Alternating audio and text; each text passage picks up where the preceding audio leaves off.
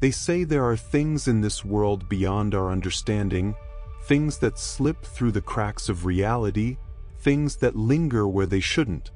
I used to laugh at ghost stories. Used to tell people that every case has a logical explanation. That was before I met him. Before my life became a story people whisper about in dark corners, never quite sure if they believe it or not. I served as a police officer for 16 years, joining the force in 2008. I saw my share of horrors, murders, disappearances, crimes that sent shivers down the spines of even the toughest men. But nothing ever haunted me quite like the events of 2023. Nothing ever made me question reality the way this did. It was a Friday night, late, when I left the station for a long drive home. A weekend away, just enough time to unwind, to see the woman I was supposed to spend my life with. The road was empty, stretching endlessly beneath the cold glow of the moon. The kind of night where the silence presses in on you, making you notice every shadow, every flicker of movement in the dark. That's when I saw him. A lone figure standing by the roadside, his hand raised in a slow wave. I should have kept driving. Should have ignored that inexplicable pull, that eerie familiarity. But against every instinct I had honed over the years, I stopped. The door creaked open and he climbed in. He was polite. Talkative. Too talkative.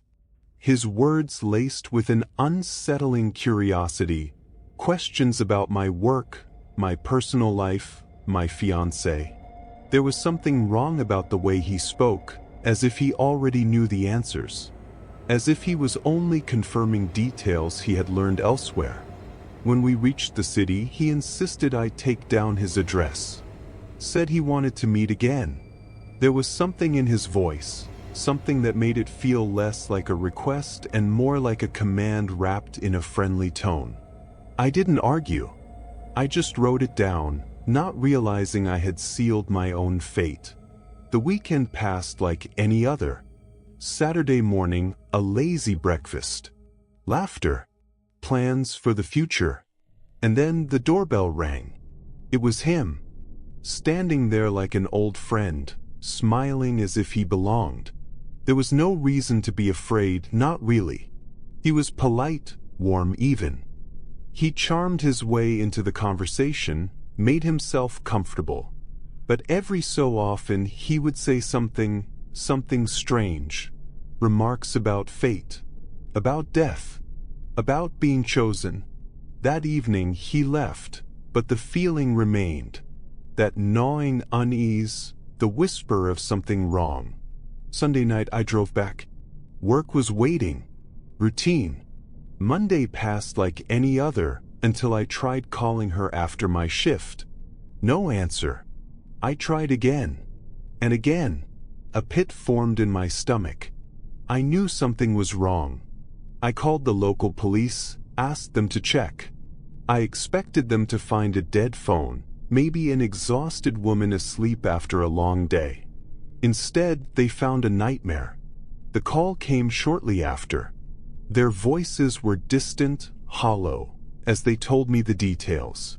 The door locked from the inside. The blood. The mutilation. The kind of brutality that turns men into ghosts long before they die. I drove there myself. I had to see. I had to know. They wouldn't let me in at first. Said it was too much even for me. But I was a cop. I had seen death before. I pushed my way inside.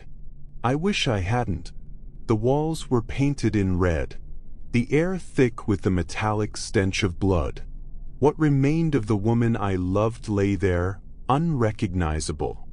And yet, in that chaos, there was something else. Something deliberate. A message. A lingering presence. No fingerprints. No signs of forced entry. No logical explanation. For weeks, I was lost in the investigation. We all were. But the answers never came. It was like chasing shadows, grasping at mist. Then one evening back at the station, I was going through old files, looking for something, anything that might explain this. And that's when I found it. A case from 2016. A face staring back at me from a faded photograph. A name I already knew. The man I had picked up that night, the man who had sat at my table, had laughed with us, had died 7 years ago. I couldn't breathe. I read through the report.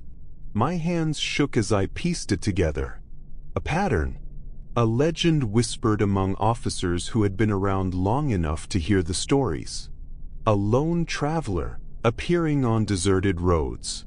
Those who picked him up would lose someone, violently, brutally, days later. It was absurd. Impossible. And yet I had lived it. I had to see for myself. I went to the address he had given me.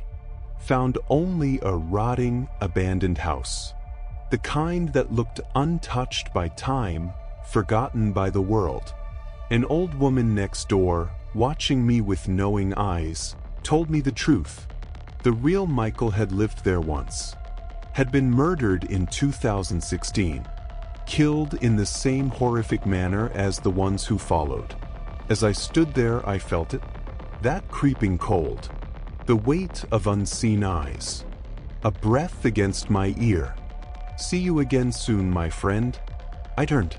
He was there. Smiling. Waiting. I left the force in December 2024. 16 years in service, but I couldn't stay. Couldn't bear the weight of knowing I had let something unnatural into my life. I drove away from it all, hoping distance would erase the past. But the past isn't something you can outrun. Because one night, not long after, I was driving down an empty highway. The moon was bright, the road stretched endless before me. And then there he was, standing by the roadside, waving for a lift. My hands tightened on the wheel. My heart pounded like a war drum. I kept driving, my breath frozen in my throat. But in the mirror I saw him, closer, still smiling.